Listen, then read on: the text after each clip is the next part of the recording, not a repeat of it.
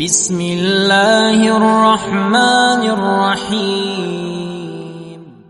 الحمد لله الذي أنزل على عبده الكتاب ولم يجعل له عوجا قيما لينذر بأسا شديدا من لدنه ويبشر المؤمنين الذين يعملون الصالحات أن لهم أجرا حسنا ماكثين فيه أبدا وينذر الذين قالوا اتخذ الله ولدا ما لهم به من علم ولا لآبائهم كبرت كلمة تخرج من أفواههم إن يقولون إلا كذبا فلعلك باخع نفسك على آثارهم إن لم يؤمنوا بهذا الحديث أسفا إنا جعلنا ما على الأرض زينة لها لنبلوهم أيهم أحسن عملا وإنا لجاعلون ما عليها صعيدا جرزا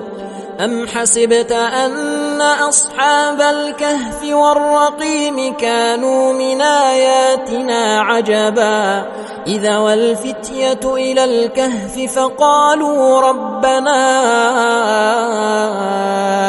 آتنا من لدنك رحمة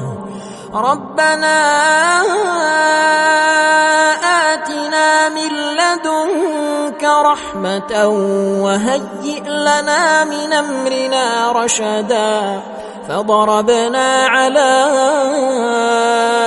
آذانهم في الكهف سنين عددا ثم بعثناهم لنعلم أي الحزبين أحصى لما لبثوا أمدا نحن نقص عليك نبأهم بالحق إنهم فتية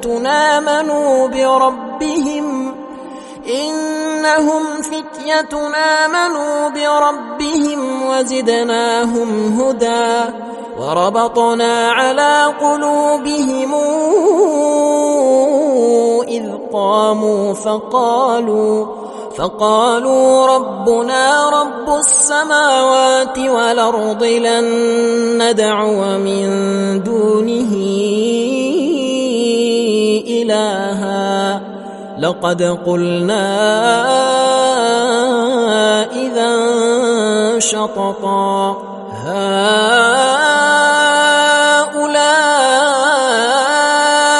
قومنا اتخذوا من دونه آلهة لولا ياتون عليهم بسلطان بين فمن أظلم ممن افترى على الله كذبا وإذ اعتزلتموهم وما يعبدون إلا الله فأووا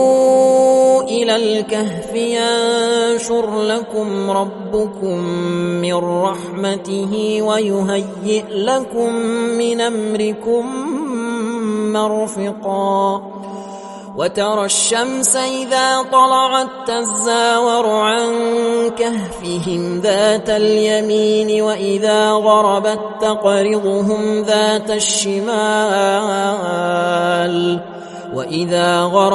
تقرضهم ذات الشمال وهم في فجوة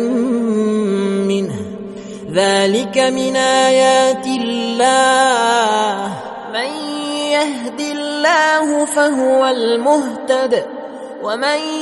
يضلل فلن تجد له وليا مرشدا وتحسبهم أيقاظا وهم رقود ونقلبهم ذات اليمين وذات الشمال وكلبهم باسط ذراعيه بالوصيد لو اطلعت عليهم لوليت منهم فرارا ولملئت منهم رعبا وكذلك بعثناهم ليتساءلوا بينهم قال قائل منهم كم لبثتم قالوا لبثنا يوما أو بعض يوم قالوا ربكم أعلم بما لبثتم فابعثوا أحدكم بورقكم هذه إلى المدينة فلينظر أيها أزكى طعاما فلياتكم برزق منه وليتلطف ولا يشعرن بكم أحدا إنهم إن يظهروا عليكم يرجموكم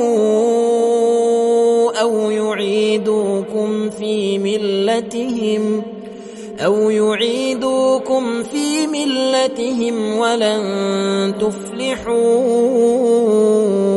إذا أبدا وكذلك أعثرنا عليهم ليعلموا أن وعد الله حق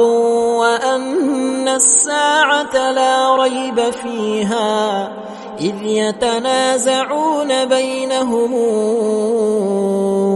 أمرهم فقالوا ابنوا عليهم بنيانا ربهم أعلم بهم قال الذين غلبوا على أمرهم لنتخذن عليهم مسجدا سيقولون ثلاثة رابعهم كلبهم ويقولون خمسة سادسهم كلبهم رجما بالغيب ويقولون سبعة وثامنهم كلبهم قل ربي أعلم بعدتهم ما يعلمهم إلا قليل فلا تمار فيهم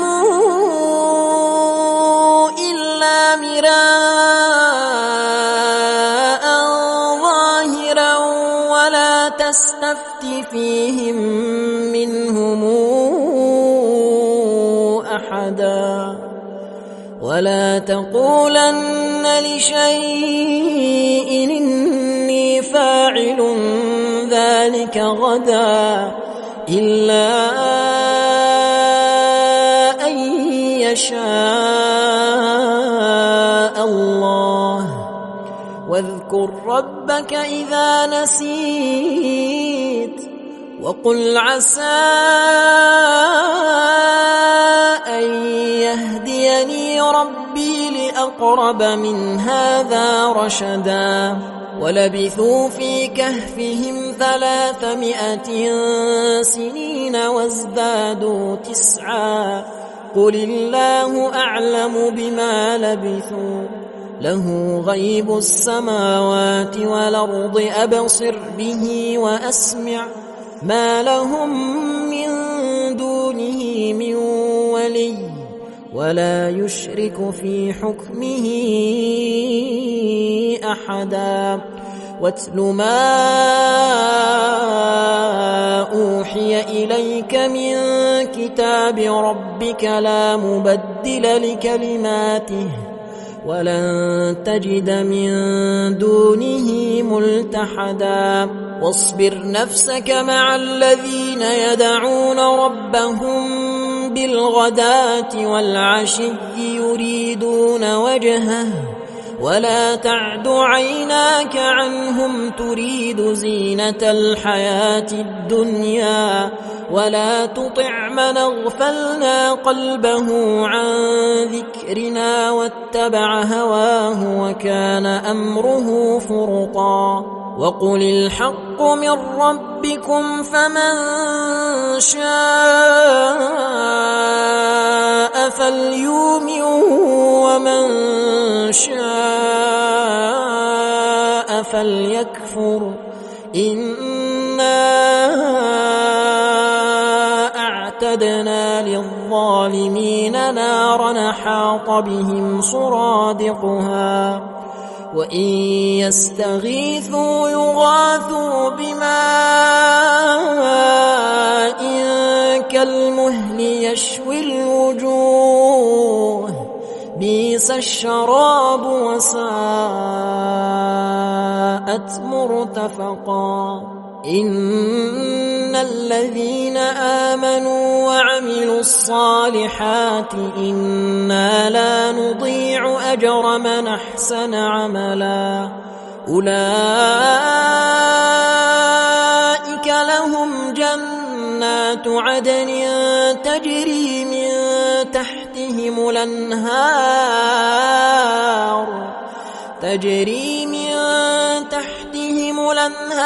يحلون فيها من أساور من ذهب ويلبسون ثيابا خضرا من سندس وإستبرق متكئين فيها على الأرائك نعم الثواب وحسنت مرتفقا واضرب لهم مثل الرجلين جعلنا لأحدهما جنتين من أعناب وحففناهما بنخل وجعلنا بينهما زرعا كلتا الجنتين آتت أكلها ولم تظلم منه شيئا وفجرنا خلالهما نهرا وكان له ثمر فقال لصاحبه وهو يحاوره أنا أكثر منك مالا وأعز نفرا ودخل جنته وهو ظالم لنفسه قال ما أظن أن تبيد هذه أبدا وما أظن الساعة قائمة ولئن رددت إلى ربي لاجدن خيرا منهما منقلبا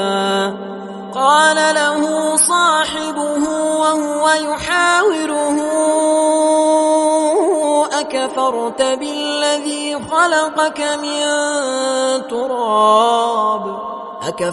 بالذي خلقك من تراب ثم من نطفة ثم سواك رجلا لكن هو الله ربي ولا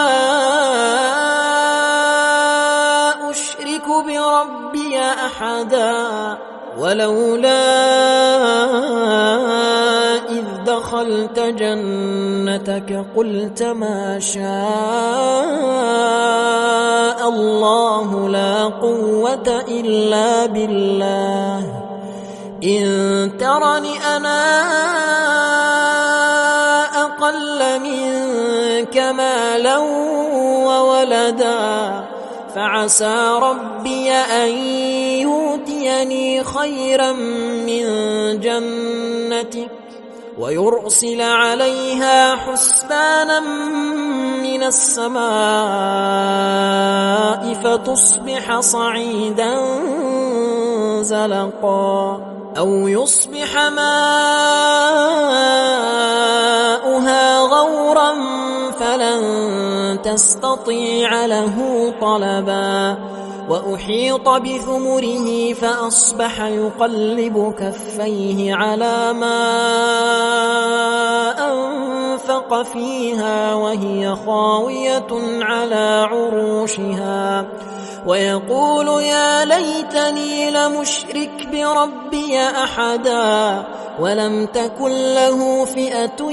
ينصرونه من دون الله وما كان منتصرا هنالك الولاية لله الحق هو خير ثوابا وخير عقبا واضرب لهم مثل الحياة الدنيا كماء أنزلناه من السماء فاختلط به نبات الأرض فأصبح هشيما تذروه الرياح وكان الله على كل شيء مقتدرا المال والبنون زينة الحياة الدنيا والباقيات الصالحات خير عند ربك ثوابا وخير نملا ويوم نسير الجبال وترى الأرض بارزة وحشرناهم فلم نغادر منهم أحدا وعرضوا على ربك صفا لقد جئتمونا كما خلقناكم أول مرة بل زعمتم أن لن نجعل لكم موعدا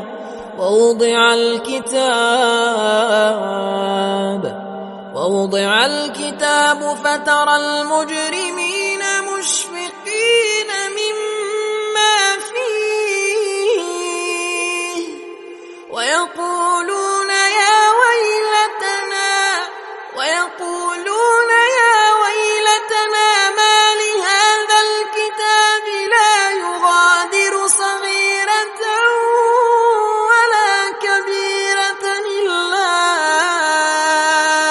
أحصاها ووجدوا ما عملوا حاضرا ولا يظلم ربك أحدا وإذ قلنا للملائكة اسجدوا لآدم فسجدوا إلا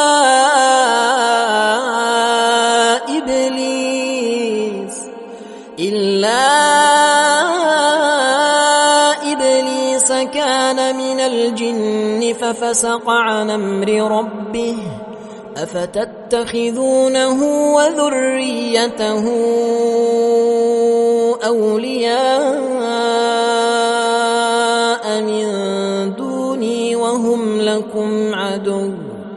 بئس للظالمين بدلا ما أشهدتهم خلق السماوات والأرض ولا خلق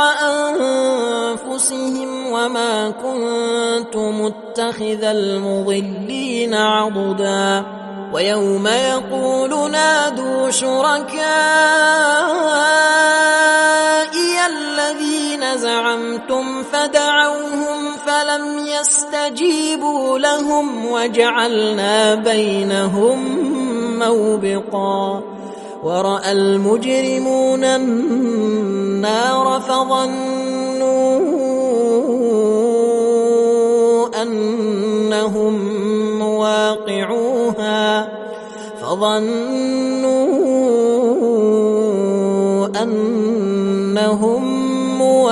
فرجعوها ولم يجدوا عنها مصرفا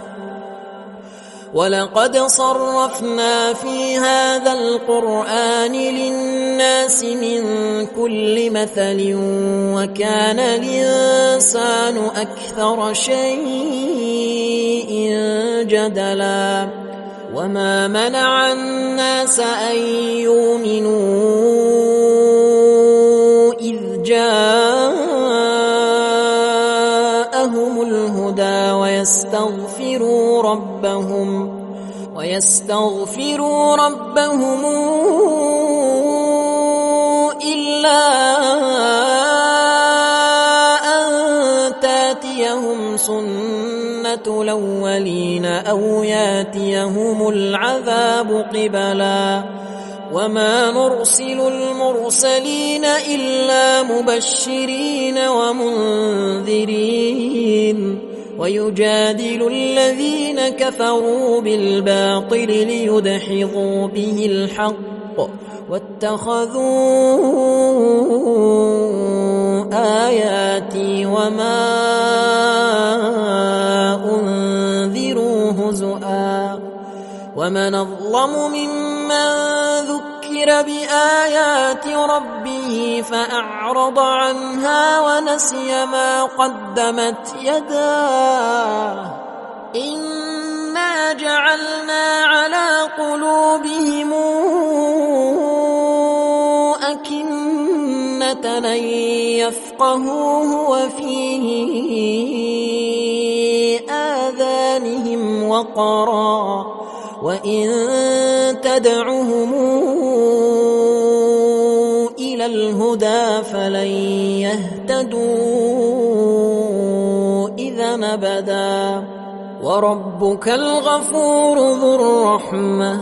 لو يواخذهم بما كسبوا لعجل لهم العذاب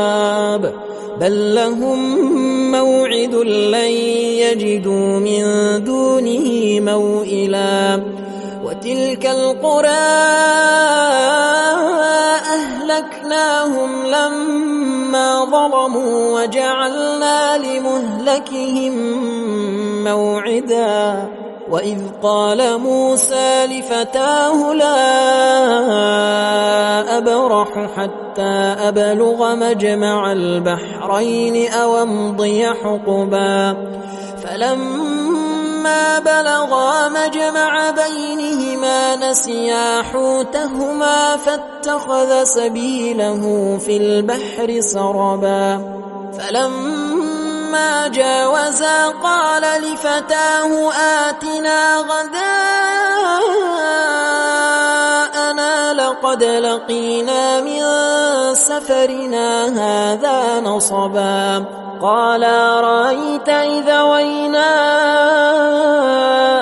إلى الصخرة فإني نسيت الحوت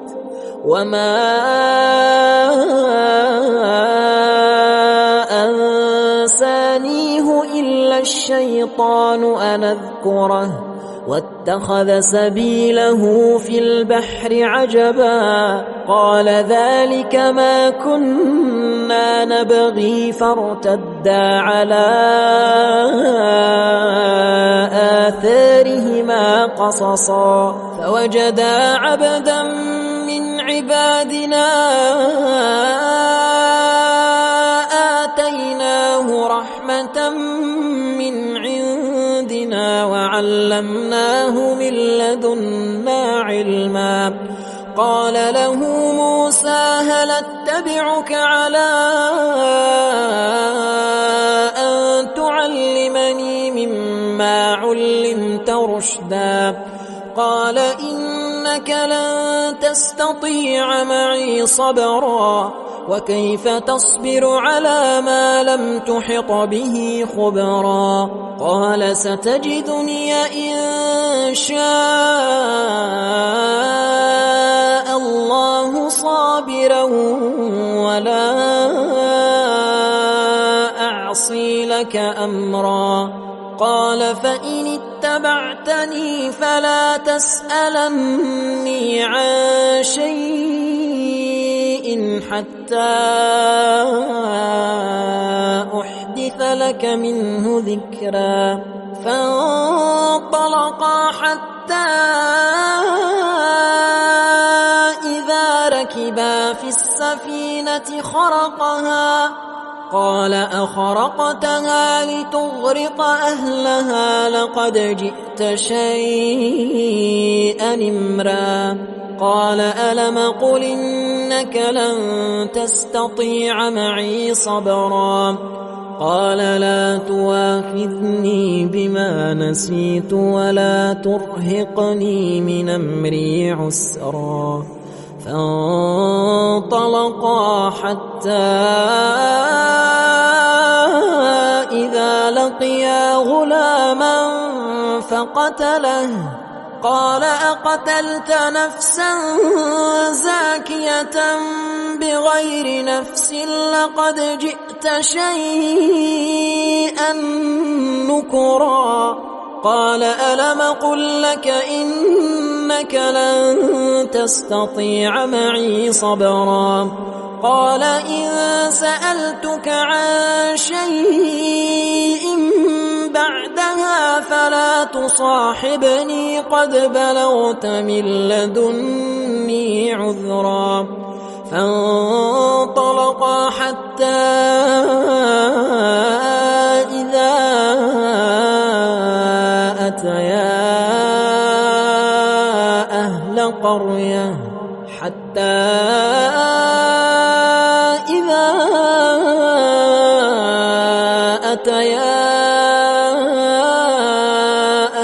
قرية استطعما أهلها فأبوا يضيفوهما فوجدا فيها جدارا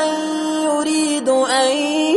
ينقض فأقامه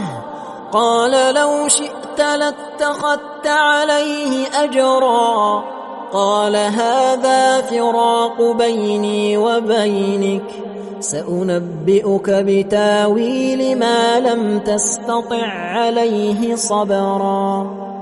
أما السفينة فكانت لمساكين يعملون في البحر فأردت أن أعيبها وكان وراءهم ملك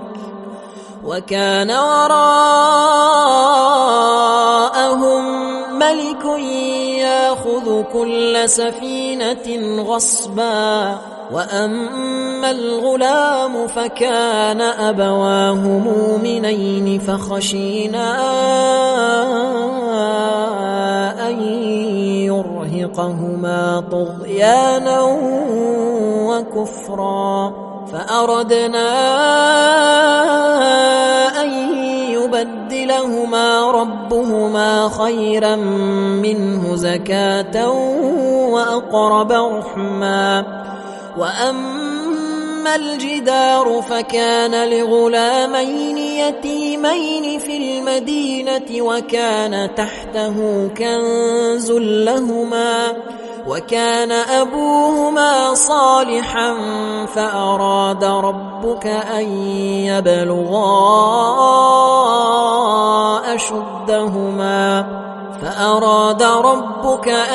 يبلغا أشدهما ويستخرجا كنزهما رحمة من ربك وما فعلته عن أمري ذلك تاويل ما لم تسطع عليه صبرا ويسألونك عن ذي القرنين قل سأتلو عليكم منه ذكرا إنا مكنا له في الأرض وآتيناه من كل شيء سببا فاتبع سببا حتى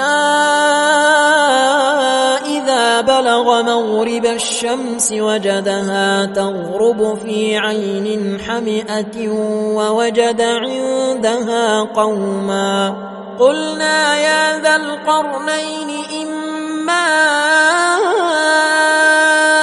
أن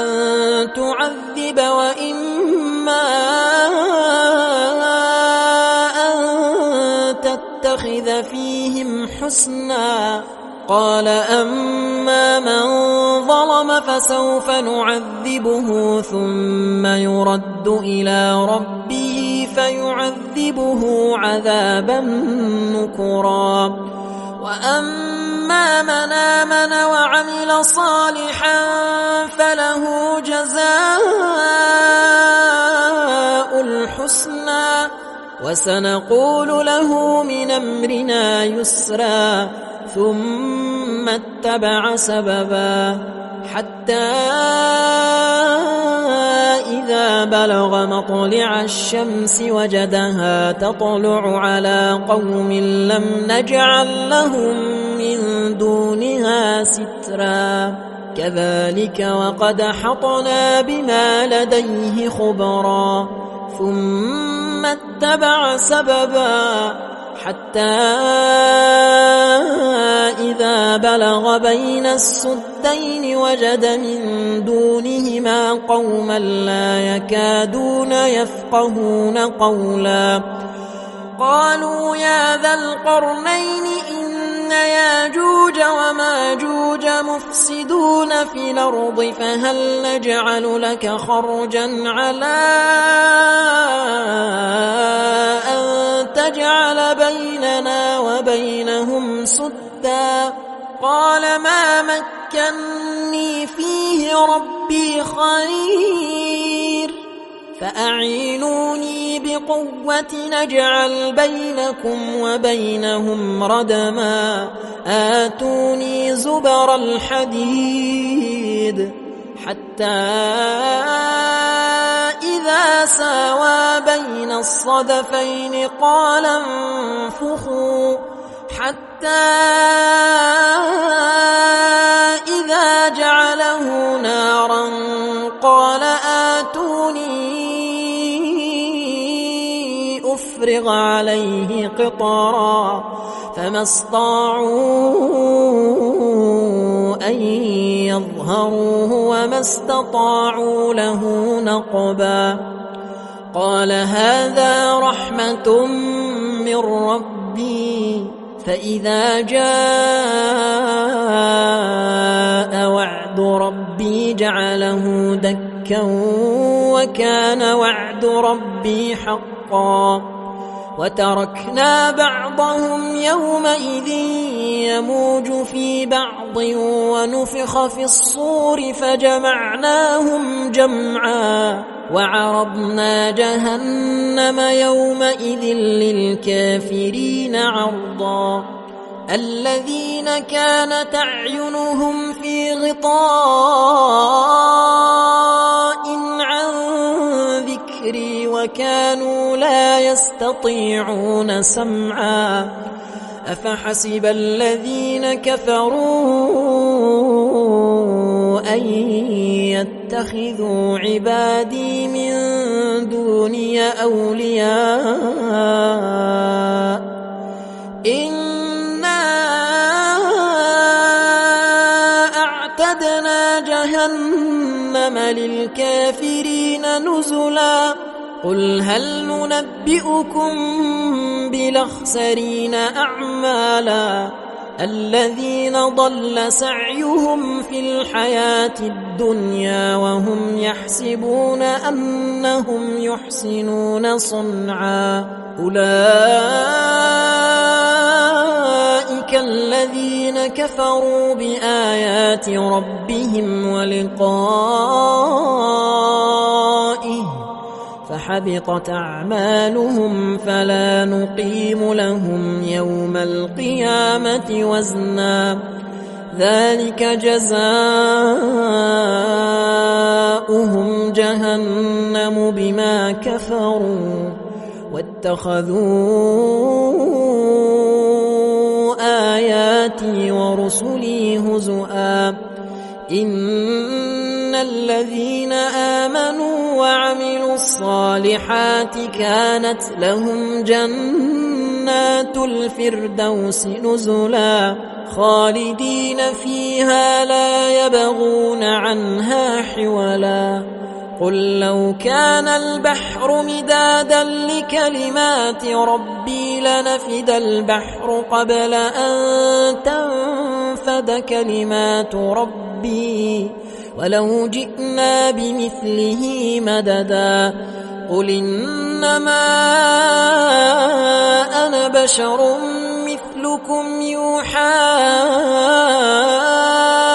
إلي أنما إلهكم إله واحد فمن كان يرجو لقاء ربه فليعمل عملا صالحا ولا يشرك بعبادة ربه أحدا.